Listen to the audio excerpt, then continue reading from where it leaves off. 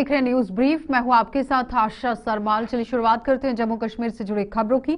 जम्मू के international border की सुरक्षा व्यवस्था में जहां देश की प्रथम सुरक्षा पंक्ति कही जाने वाली बीएसएफ सीना ताने खड़ी है, वहीं अब विलेज डिफेंस गार्ड्स भी बीएसएफ के साथ कंधे से कंधा मिलाकर अपनी जिम्मेदारी निभाने के लिए तैयार हैं। आईबी के साथ सटे इलाकों की सुरक्षा व्यवस्था की जिम्मेदारी विलेज डिफेंस गार्ड्स को दी गई है, जिसके लिए बीएसएफ द्वारा इन लोगों को हथियार चलाने में पहले से ज्यादा दक्ष यहां बनाया जा रहा है।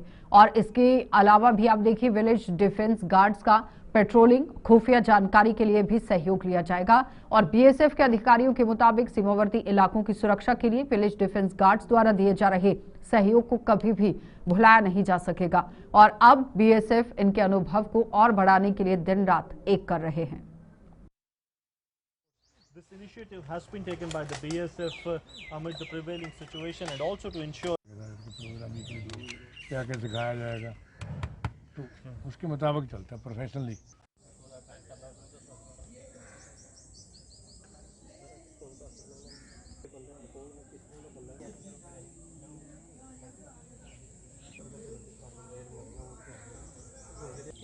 विलेज डिफेंस गार्ड जो आपने देखा होगा जम्मू सीमांत में बीएसएफ में, तो बॉर्डर एरियाज में हमारे वीडीजी ग्रुप्स हैं, उनको ट्रेनिंग के लिए हमने अडॉप्ट किया।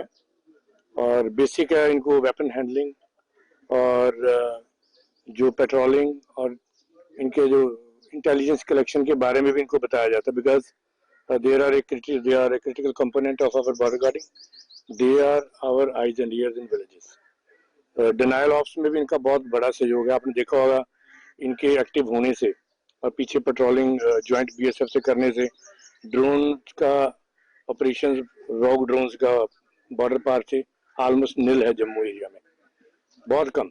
तो मेरे रहते मैंने एक आधा को देखा है, तो सब क्रेडिट इनको जाता है। हमारे यंगस्टर नॉट सो यंग भी हैं और ज़्यादा जो एबल बॉडीड लोग हैं हमारे विलेजेस के, इनके ग्रुप्स गवर्नमेंट ने बनाए हुए हैं, तो इनको हमने अडॉप्ट किया ट्रेनिंग देने के लिए, ताकि सेल्फ डिफेंस विलेज की ये कर सके। बाहर का कोई भी अनवांछित जो एलिमेंट है गांव में शरण न पा सके, कोई सस्पिशियस मूवमेंट हो गांव के आसपास हो, तो इमीडिएट ये बीएसएफ को और पुलिस को सूचित कर दें ताकि उस पर रिएक्शन हो जाए।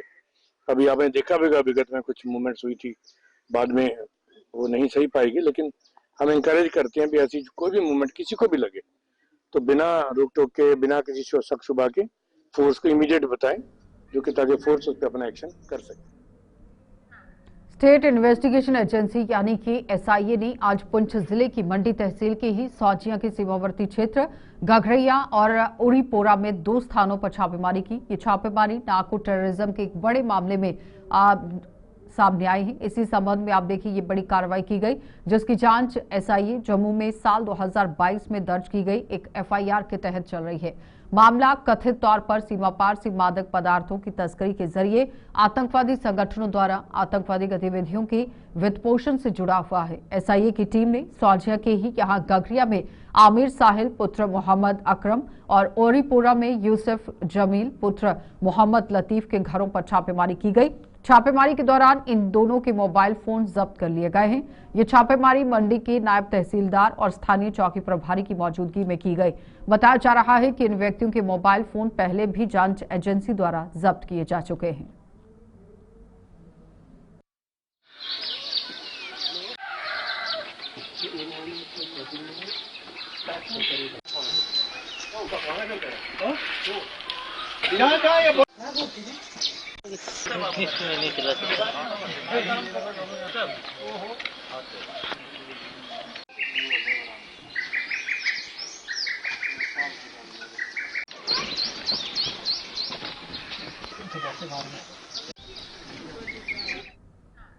जम्मू कश्मीर में अब नायब तहसीलदार की नौकरी पाने के लिए उर्दू भाषा को अनिवार्य किए जाने का मामला तूल पकड़ता जा रहा है।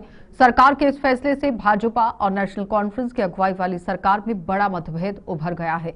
हाल ही में नायब तहसीलदार की करीब 75 पदों के लिए जारी की गई नोटिफिकेशन में उर्दू भाषा को अनिवार्य किया गया है, जिसके विरोध में भारतीय जनता युवा मोर्चा सड़कों पर उतर आया है।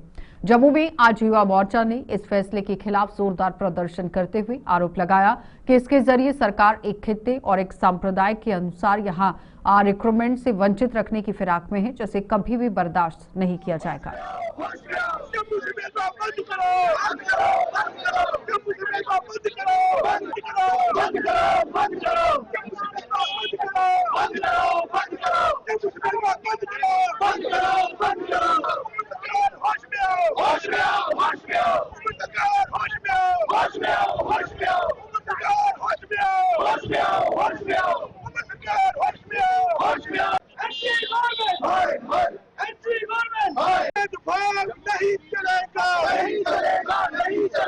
नौजवान कई सालों से कुछ एग्जाम्स की तैयारी कर रहे थे, जिसमें नायब तहसीलदार का एग्जाम एक महत्वपूर्ण एग्जाम था, जिससे उनको अपेक्षाएं थी कि जब एग्जाम निकलेगा तो हमारी जो तैयारी होगी वो हमको नौकरी लेने में मदद करवाएगी।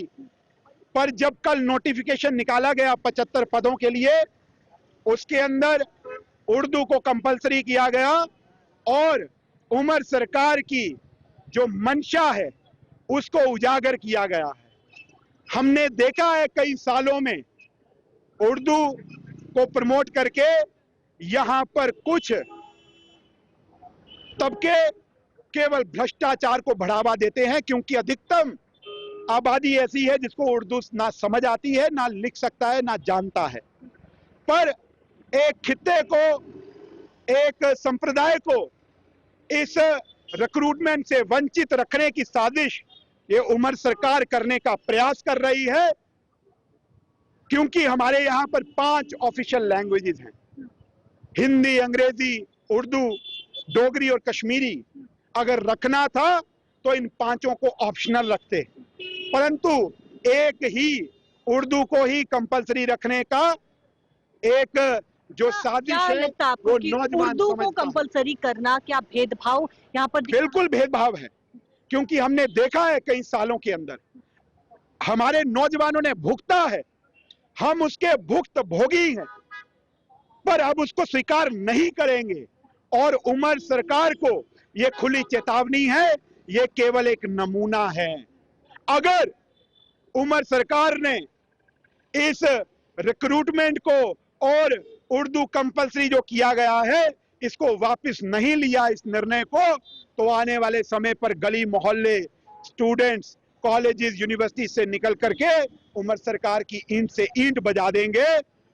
और जिस तरीके से उमर सरकार की जो भेदभावपूर्ण नीति है इसको स्वीकार कभी भी नहीं करेंगे। इसके जो है वो फॉर्म फिल होने वाले हैं, 16 जून को फॉर्म फिल होने वाले हैं, तो इससे पहले क्या लगता है आपको, किसे वापस लिया जाएगा नोटिफिकेशन? नौजवान यही चाहता है और ये कमान अब नौजवान के हाथ में है। हम नेतृत्व करते हुए इसी प्रकार आगे बढ़ेंगे, पर ये जो भेदभावपूर्ण नीति है इसको कभी भी स्वीकार नहीं करेंगे।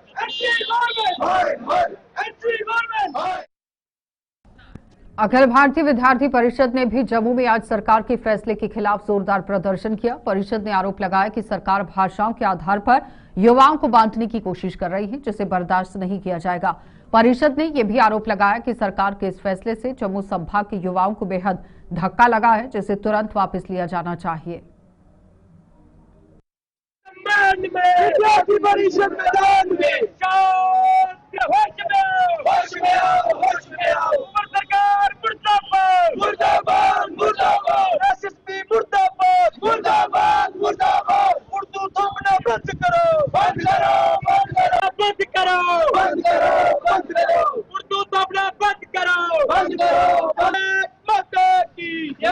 उमर सरकार होश में आओ, होश में आओ, होश में आओ। उमर सरकार होश में आओ, होश में आओ, होश में आओ। तानाशाही नहीं चलेगी, नहीं चलेगी, नहीं चलेगी। भाषा के सम्मान में विद्यार्थी परिषद मैदान में 5 लाख की जनसंख्या जिसको जम्मू कश्मीर में जिसको उर्दू नहीं आती है, और जम्मू संभाग की बात की जाए तो सबसे ज्यादा संख्या जो है जम्मू संभाग को देखने को मिलती है।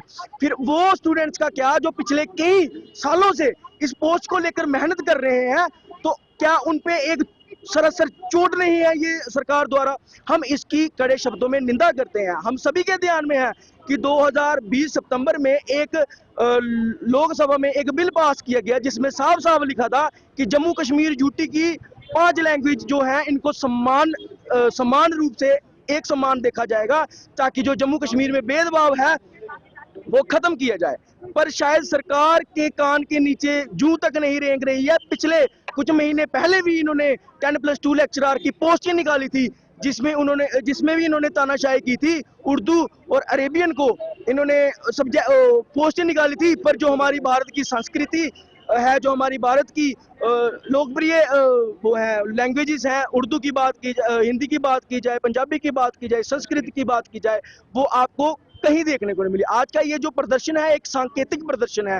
आपके माध्यम से मैं शासन और प्रशासन दोनों को ये बात बताना चाहता हूं कि अगर आने वाले समय में आपने इस चीज को वापस नहीं लिया गया तो एबीवीपी आपको एक बड़ी जनसंख्या में एक विशाल उग्र प्रदर्शन के रूप में जम्मू कश्मीर में देखने को मिलेगा।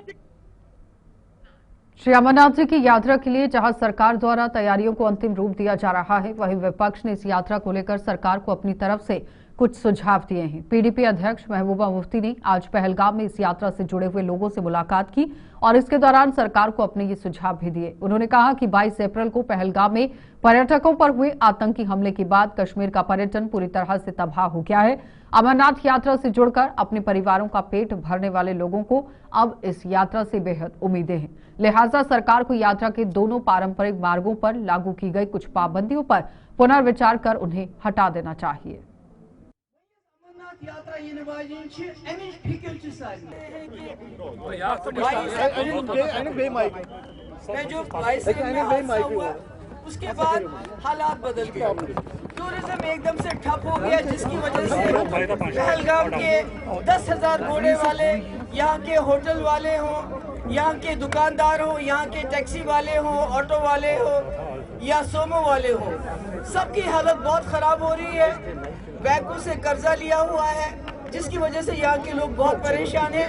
मगर मेरा आज यहाँ आने का खास मकसद ये था कि अमरनाथ जी की यात्रा आने वाली है, इसलिए मैंने जो अमरनाथ यात्रा के रूट पे जितने भी हमारे वर्कर हैं उनको यहाँ बुलाया था। उनको ये बताया कि जो अमरनाथ की यात्रा है उसकी रखवाली यहाँ के लोगों ने करनी है, पहलगाम के लोगों ने करनी है, ताकि ये यात्रा अच्छी तरह गुजरे और उसके बाद लोगों को एतमाद दोबारा बहाल हो जाए और टूरिज्म दोबारा शुरू हो जाए। इसके साथ साथ मैंने गुजारिश की यहाँ की सरकार से और गवर्नर साहब से कि ये जो पहलगाम में अपने पार्क्स बंद करके रखे हैं, चंदरवाड़ी बंद है, आड़ू बंद है, बेता वैली बंद है, इसको खोल दीजिए ताकि जो कश्मीर के लोकल टूरिस्ट यहाँ आते हैं वो इन जगहों पे जा सके और यहाँ के लोगों के घोड़े वाले की, टैक्सी वाले की, होटल वाले की कोई कमाई हो सके, क्योंकि ये बैंक के कर्जों में डूबे हुए हैं। इंतजाम देखते हैं कि आपने बोला है एक आदमी सिर्फ एक घोड़ा लाएगा, यहाँ हर पहलगाम में घोड़े वाले के पास एक आदमी के पास 2 से ज्यादा घोड़े हैं। इसको आप तब्दील कर लीजिए, जिसके पास जितने घोड़े हैं उसको उतना घोड़े इस यात्रा में लाने की इजाजत दीजिए। और दूसरा, हम चाहते हैं कि अमरनाथ यात्री आ जाए, जैसे सैकड़ों सालों से कश्मीरी लोगों ने उनका इस्तेकबाल किया है। इंशाअल्लाह इस साल भी इस्तेकबाल होगा, उनकी भरपूर खिदमत की जाएगी और वो बिल्कुल सेहतो सही सलामत वहाँ से भी आएंगे। प्रधानमंत्री नरेंद्र मोदी के संकल्प के यहां सिद्धि तक के 11 सालों के सफर को सत्ता पक्ष बेमिसाल बता रहा है और विपक्ष इस कार्यकाल को बदहाल यहां बता रहा है। उसकी परिभाषा आप देखिए किस तरह से करार दी जा रही है। तो भाजपा का कहना है कि इसमें कोई दो राय नहीं है कि प्रधानमंत्री नरेंद्र मोदी के 11 सालों के कार्यकाल में ऐतिहासिक और बड़े फैसले लिए गए। आतंकवाद पर पहला बड़ा प्रहार ऑपरेशन सिंदूर के माध्यम से किया गया और इससे पहले 5 अगस्त 2019 के लिए ऐतिहासिक जो आप देखिए फैसला लिया गया था, यानी कि 5 अगस्त 2019 को लिया गया जो ऐतिहासिक फैसला है वह भी सरकार ने अपने इरादों को स्पष्ट यहां कर दिया था। और जम्मू में आज एक प्रेस कॉन्फ्रेंस को संबोधित करते हुए भाजपा के महासचिव विबोध गुप्ता ने पीएम मोदी के 11 सालों के कार्यकाल की उपलब्धियों का ब्यौरा दिया। उन्होंने सरकार की जन कल्याणकारी जो योजनाएं हैं उन्हें उजागर किया और साथ ही साथ जम्मू कश्मीर को लेकर किए गए फैसलों को भी ऐतिहासिक करार दिया।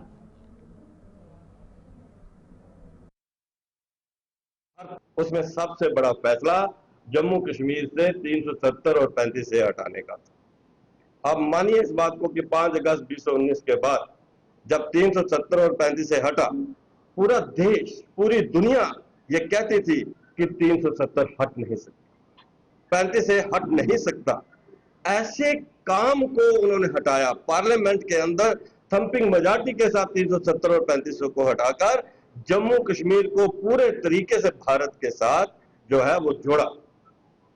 5 अगस्त 2019 के बाद जब 370 और 35 से हटा और उसके बाद आज यहां पर कोई अलगाववाद खत्म हुआ है, आतंकवाद खात्मे की तरफ जा रहा है। यहां पाकिस्तान जिंदाबाद के नारे लगते थे, आज वंदे मातरम और भारत माता की जय के नारे लगते हैं। कश्मीर के अंदर जो युवा पत्थरबाजी करते थे, आज उनके हाथ में तिरंगे। जिस लाल चौक में तिरंगा फहराना एक बहुत मुश्किल काम था, जैसे लाहौर के अंदर तिरंगा फहराना, वैसे कश्मीर के लाल चौक के अंदर तिरंगा फहराने के बराबर था। आज तिरंगा रैलीज निकल रही हैं, हर घर में तिरंगा जो है वो लहरा रहा है। इतना बड़ा फैसला जो है वो माननीय प्रधानमंत्री नरेंद्र भाई मोदी जी ने किया और जम्मू कश्मीर को पूरे तरीके से आज अलगाववाद मुक्त इमरजेंसी मीटिंग हुई, 5 बड़े फैसले हुए। जो भी इलीगल तरीके से पाकिस्तानी यहां रह रहा था उसको बाहर का रास्ता था। सिंधु जल संधि को जो है सस्पेंड किया गया, वो उसको निरस्त किया गया और ये बताया गया कि हम अपनी मर्जी से पानी छोड़ेंगे, अपनी मर्जी से पानी रोकेंगे। और उसके अलावा यहाँ पर और बड़े फैसले जो है उसमें लेने के बाद ऑपरेशन सिंदूर में हमारी सेनाओं ने पाकिस्तान के 100 किलोमीटर अंदर घुसकर 9 आतंकवादी ठिकाने ध्वस्त किए और 100 से ज्यादा आतंकवादी मारे। एक बड़ा फैसला, टर्निंग पॉइंट।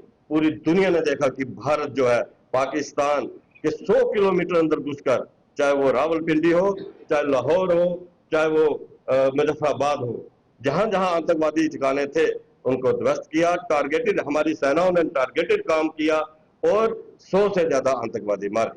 और उसके बाद माननीय प्रधानमंत्री जी ने स्पष्ट संदेश दुनिया को दी, पानी और खून एक साथ नहीं बह सकते, ट्रेड, आतंकवाद, टेररिज्म एक साथ नहीं चल सकता, बातचीत और आतंकवाद एक साथ नहीं चल सकता। और ये साफ शब्दों में कहा गया कि किसी भी आतंकवादी घटना को युद्ध माना जाएगा। इतने बड़े फैसले जो है वो माननीय प्रधानमंत्री नरेंद्र भाई मोदी जी ने ली। अगर हम सिर्फ जम्मू कश्मीर की ही बात करेंगे तो हम देखेंगे कि यहाँ पुंछ तक नेशनल हाईवे बन गया। आप किश्तवाड़, रामबन, डोडा, आप किसी तरफ भी पहाड़ी इलाके में चले जाओ, 99% पहाड़ी इलाके जो है वो सड़कों से जुड़ चुके। हमने देखा चिनाब के ऊपर दुनिया का सबसे हाईएस्ट रेलवे ब्रिज का उद्घाटन माननीय प्रधानमंत्री नरेंद्र भाई मोदी जी ने पिछले दिनों में किया। जिस कश्मीर में ट्रेन का सपना जो है माननीय अटल बिहारी वाजपेयी जी ने देखा था, उस सपने को माननीय प्रधानमंत्री नरेंद्र भाई मोदी जी ने पूरा किया। वंदे भारत ट्रेन जो है वो उसका उद्घाटन किया। कश्मीर में सब पहाड़ों को चीरते सैकड़ों टनल्स बनी, दर्जनों के हिसाब से पुल बने और फिर जाकर ट्रेन जो है कश्मीर में पहुंची है। एक बड़ा सपना, कश्मीर से कन्याकुमारी को ट्रेन के साथ जोड़ा जाए, ये सपना माननीय प्रधानमंत्री नरेंद्र भाई मोदी जी ने पूरा किया। हमारा दिल्ली से कटरा तक का एक्सप्रेस वे 6 लेन जो है वो कंप्लीट होने जा रहा है। पूरे देश को इस समय इंफ्रास्ट्रक्चर जो है, चाहे रोड हो चाहे ट्रेन हो, उनके साथ जो है। फूड सेफ्टी डिपार्टमेंट की एक टीम ने आज जम्मू के नरवाल फ्रूट मंडी का औचक दौरा किया और वहां पर फलों को पकाने के लिए व्यापारियों द्वारा अपनाए जा रही तौर तरीकों की जांच की। डिपार्टमेंट के कमिश्नर मदन मगोत्रा की अगुवाई में इस टीम ने फ्रूट मंडी में व्यापारियों की प्रतिष्ठानों पर आम, पपीता और केले आदि को पकाने की मानकों की जांच कर वहां से कुछ सैंपल भी उठाए। कमिश्नर ने बताया कि फलों को पकाने के मानकों की जांच करना डिपार्टमेंट की जिम्मेदारी है, जिसके तहत आज इस मंडी में यह अभियान चलाया गया।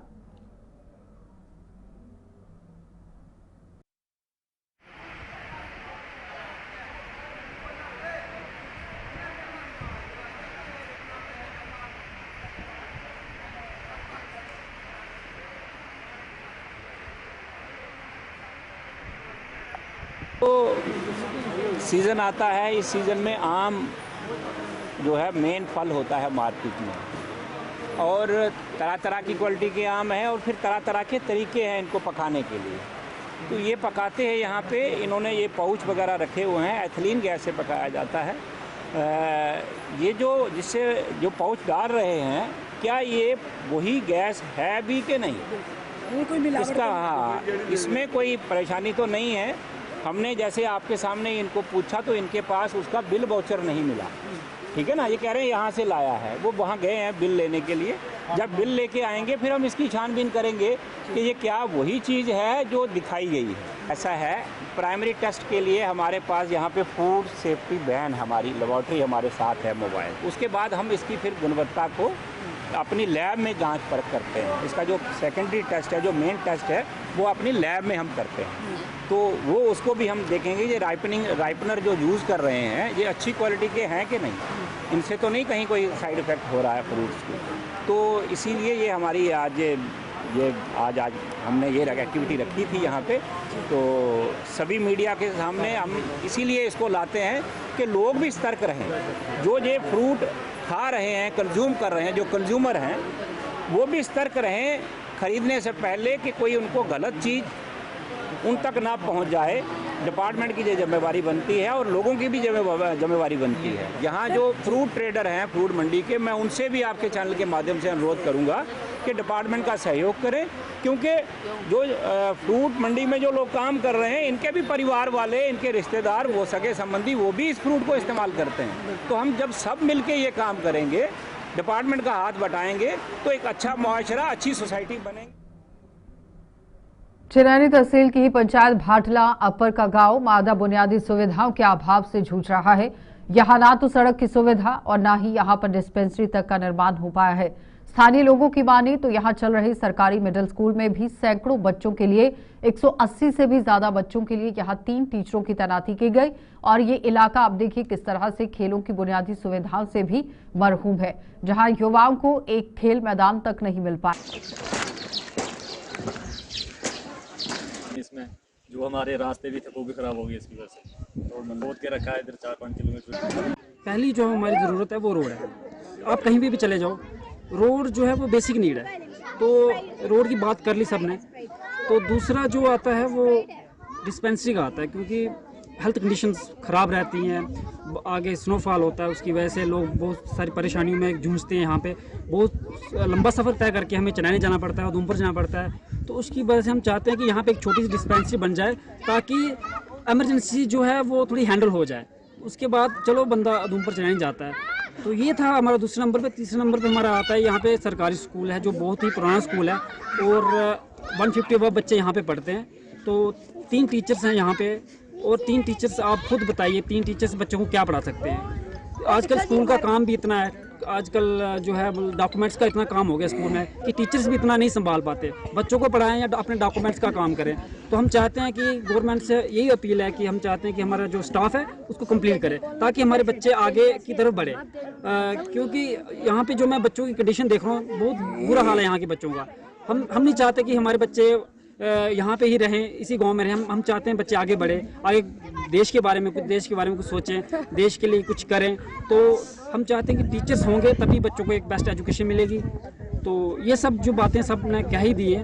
तो लास्ट में जो हमारा आता है प्ले ग्राउंड आता है, जिसकी जो होता है हेल्थ पे डिपेंड होता है कि आपकी हेल्थ कंडीशन कैसी है। अगर आप खेलते हो, आप एक करिकुलम एक्टिविटी होती है जो मतलब बच्चा खेलता है, ठीक है, तो आप वो फिट रहेगा। अगर वो नशे की तरफ जाएगा तो उसकी जो कंडीशन है वो ख़राब हो जाएगी, वो देश को बर्बाद करेगा। अगर आप ग्राउंड बनाओगे अच्छे से, यहाँ पे प्ले ग्राउंड अच्छे से बनाओगे बच्चों के लिए, बच्चा भी खेलने की तरफ आगे बढ़ेगा, ना कि नशे की तरफ बढ़ेगा। तो यही सब बेसिक नीड्स है हम सब लोगों की। तो अगर आप ये सब जो हमारी जो ज़रूरतें हैं अगर ये पूरी कर दो तो बहुत धन्यवाद लोगों का। यहाँ डिस्पेंसरी होना बहुत ज़रूरी है, क्योंकि सर्दियों का टाइम होता है, जब बर्फ़ पड़ती है इधर, तो लोगों को काफ़ी दिक्कत का सामना करना पड़ता है। या तो चिरैनी में जाना पड़ता है हमें, या तो उधमपुर में। तो इसलिए हम यही चाहते हैं कि यहाँ एक डिस्पेंसरी बहुत ज़रूरी है। और हमारा स्कूल है, उसमें स्टाफ की कमी है। 160 प्लस बच्चे हैं इधर, तो उसमें 3 टीचर है, वो क्या पढ़ाएंगे? 3 टीचर को कितना कवर करेंगे? सर जहाँ पे हमें तो पहले तो रोड की ज़रूरत है, दूसरी डिस्पेंसरी की, जहाँ पे स्कूल है पर जहाँ पे स्टाफ नहीं है, स्टाफ की बहुत कमी है। सर 3-3.5 किलोमीटर वो तो ऐसे बना के रखा हुआ है, उसमें तो चलने के लिए कुछ है नहीं है।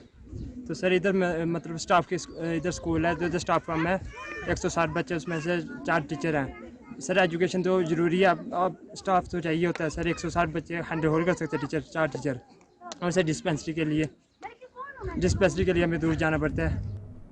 न्यूज़ ब्रीफ में इतना ही, इजाज़त दीजिए, नमस्कार।